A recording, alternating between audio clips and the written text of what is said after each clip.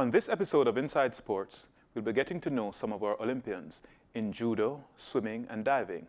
More when we return.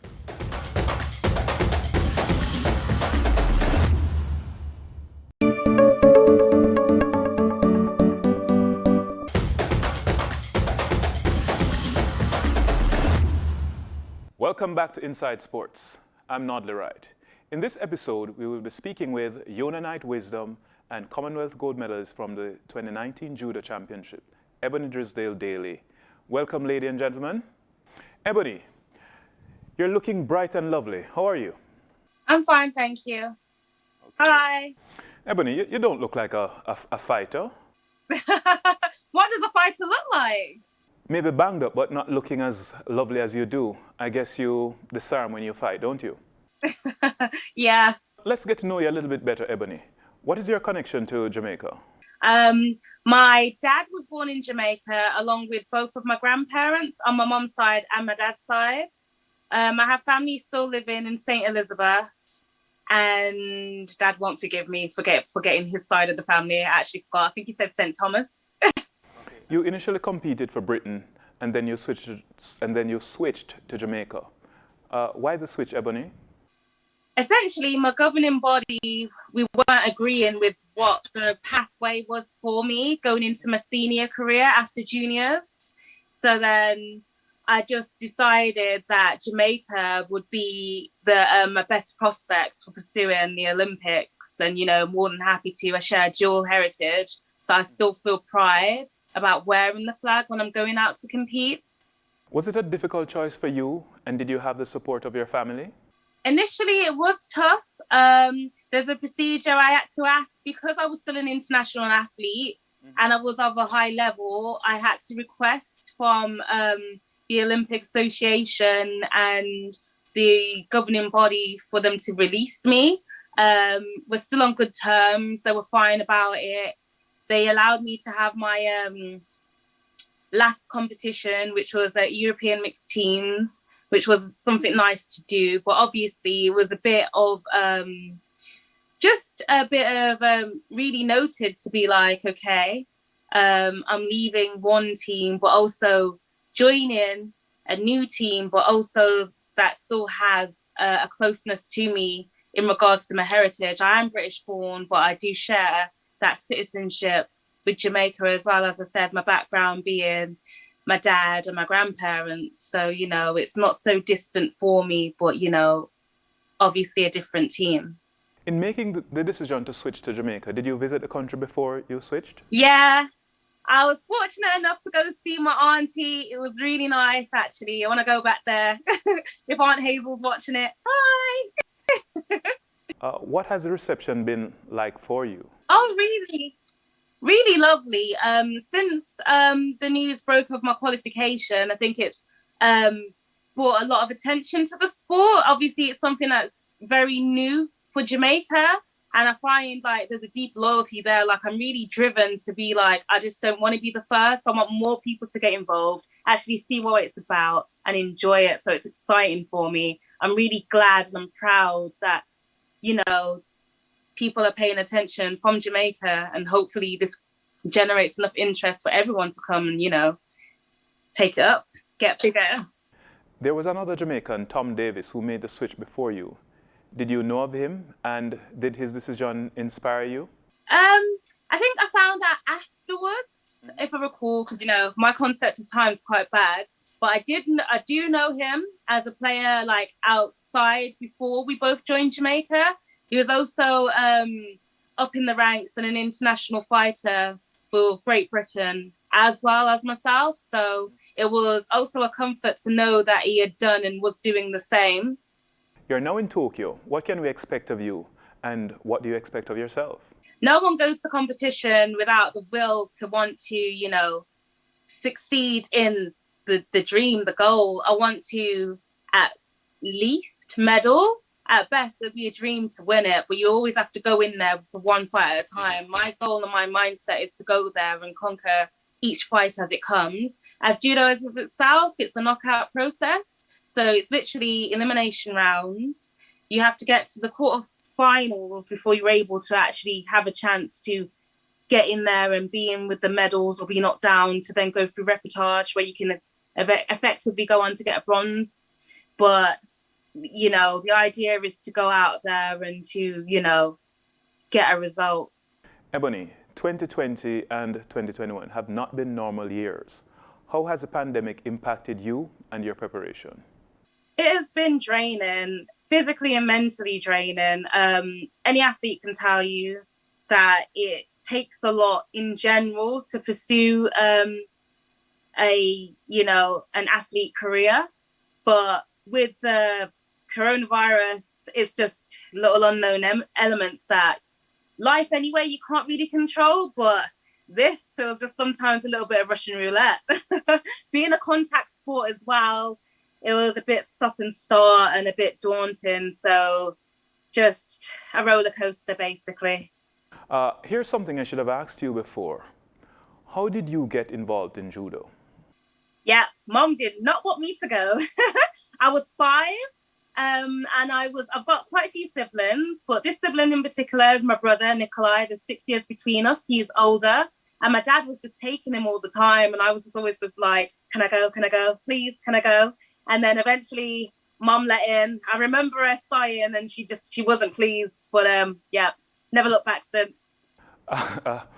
Was she trying to push you towards gymnastics, or was she trying to get you involved in something a bit more girly?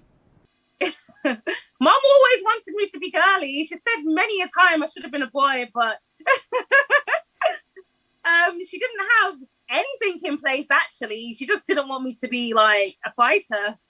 Well, Ebony, you may be wondering why we are ignoring him. So I'm going to switch to him a little bit, and then we'll come back to you. Yona, we understand you're also eligible to compete for Barbados, and you were born in the UK. So why Jamaica?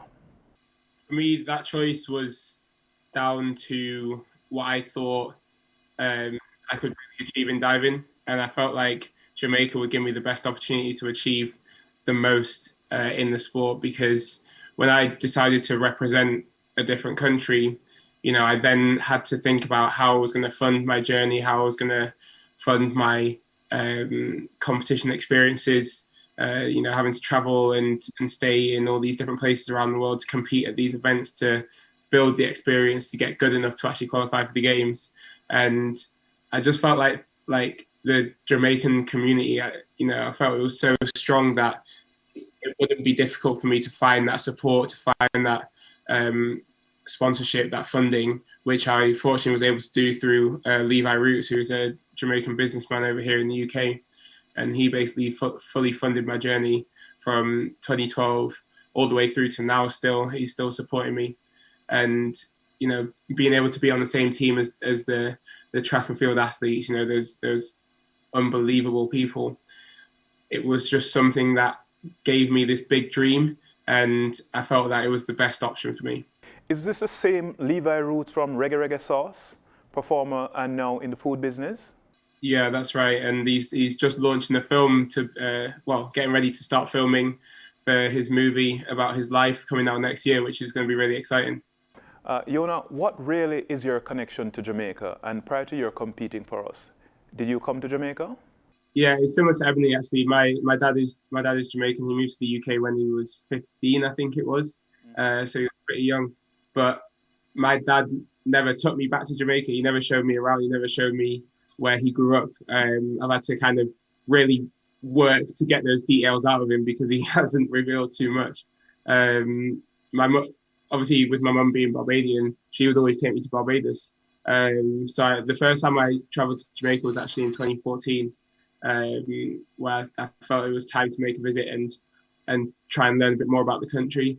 And I think that was also part of me deciding to represent Jamaica, is that it was that kind of feeling of exploring and learning about this new culture, about myself, that I never really fully understood when I was younger. I knew it was something different about me when I was growing up with my friends from school, but there was always something that I felt like I hadn't tapped into, and it was definitely the Jamaican side of me. So it's also been a journey of exploration, learning about the culture and about my personality and why I'm the way that I am. And I've learned a lot about myself. Was it an instant fit for you? Yeah, 100%. It felt so natural. It felt so perfect. It showed me the reason why I, was the way I am in certain ways. Especially when I first visited and first got to know like more Jamaicans, and even tried to start trying to understand patois, because my dad would always speak to me in proper English when I was growing up. He'd never speak to me in patois, to the point where he'd speak to his friends and I wouldn't be able to understand what he was saying. So once I started to learn it, it felt so natural and felt so enjoyable that I was so glad that I made that decision. Yona, let's talk a little bit about your journey into diving, because you don't see a lot of black people in that sport, especially in the UK. Swimming is a little bit different, but why not swimming? Why diving? The swimmers are going to hate me for this, but I think swimming is very boring. I never enjoyed swimming. When I found my way into diving, it was just the perfect sport for me. I found it really fun, and I was never really that good at swimming, so it was never particularly an option for me. But it's funny that you mentioned that maybe there's more black people in swimming, but the British swimming team have only just had their first ever black swimmer qualify for their team, which is incredible for that to happen in 2021. Diving was, I got into it through a talent identification program, and I enjoyed it from the very start, and swimming was never really a consideration for me. But it's funny, with the island of Jamaica that's surrounded by water, that there isn't more Olympic swimmers and more Olympic divers, and hopefully that's something that I can have an influence in changing in the future, and Alia as well, to try and just grow those two sports, because I think there'll be a lot of talent for it in Jamaica. Looking back at diving, you said you were not a good swimmer and that diving was a perfect sport for you. Yet you are the tallest and heaviest, which could make the maneuvers a bit more difficult for you. How did you manage all of that? Or how do you manage that? Yeah, it's been a challenge that I've had to kind of work around as much as possible. But, there's certain times where you can turn a disadvantage into an advantage by finding different ways to go about things, or different ways to do things, and just make it work for you. Fortunately, from a young age, I was taught, really well, and had great coaches, and was taught fantastic technique. So I've been able to utilize that technique and, try and turn the disadvantages of my height and my weight into a positive, where I can use the springboard in a way that some of the other divers can't, jump a lot higher than them, which gives me more time to do the same dives, even though I can't spin as fast as them in the air. So it's, a huge challenge, because, the sport is really tough for big people, but I've been able to make it work, and I think I stand out in a positive way for that. In Jamaica, we say little but with tallow, but in your case, it is just tallow. We take a quick break, and when we return, we'll be joined by Keenan Doles, a Jamaican swimmer at the Olympics.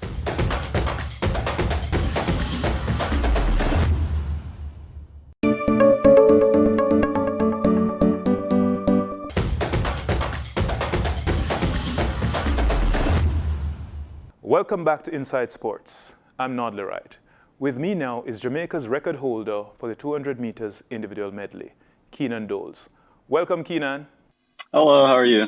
Keenan, you don't look Jamaican and you don't sound very Jamaican.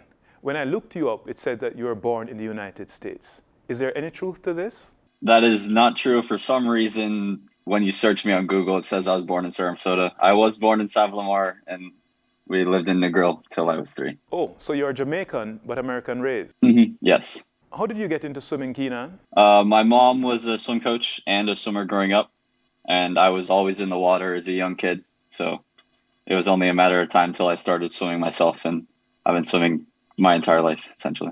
Well, if you were born in Jamaica and your mother was a swim coach, and you were on the western end of the island, then the water had to be part of your life. Yep. Okay, Keenan, most Jamaican swimmers are sprinters, but you are a little bit different. Why?